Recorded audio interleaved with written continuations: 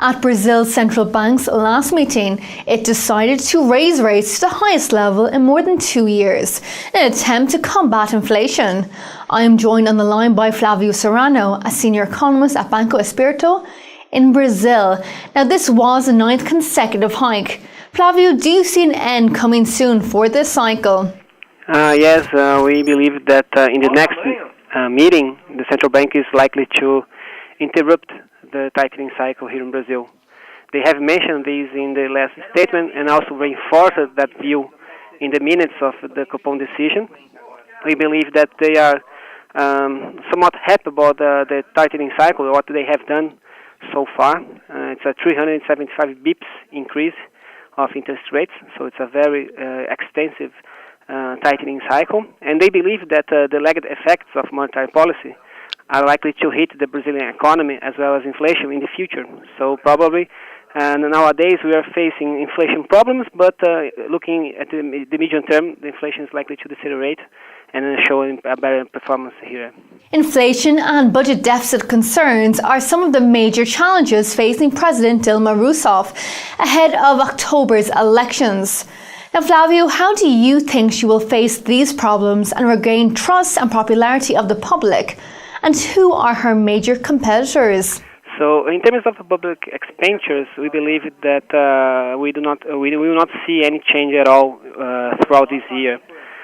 So, looking at the dynamics of the public accounts, we believe that the Brazilian government is likely to keep expanding a lot.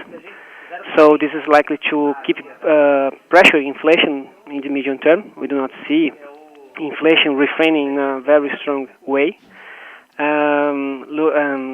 So we do not believe that this is likely to be reverted. Also, it's unlikely to be a support for the Mrs. Dilma Rouseff. We believe that the employment level here in Brazil, that is quite low, is likely to be the strongest support for her in the October elections. And her major competitors should be Mr. Aécio Neves and also Mr. Eduardo Campos. In these elections.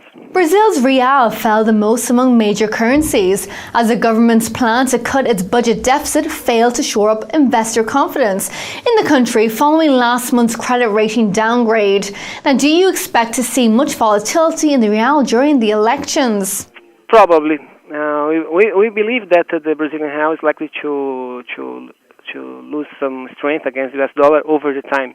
Not only because we believe that in the second half of this year or in the first half of the next one, the U.S. economy is likely to improve.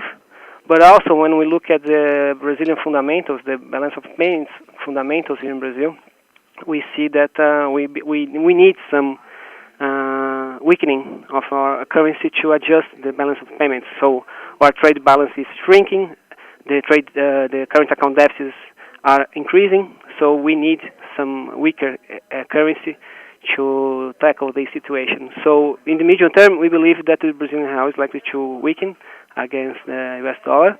And as we have been seeing in the past 2 months,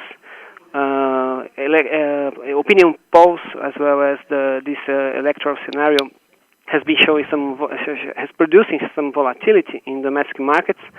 So throughout this period, probably we will see a stronger volatility in not only in the currency but also in interest rates as well as other markets, the stock markets also. So probably we will see a lot of volatility throughout this period. Flavio, thank you very much. Well, viewers, do stay tuned as we have plenty more economic and FX updates heading your way. Have a great evening.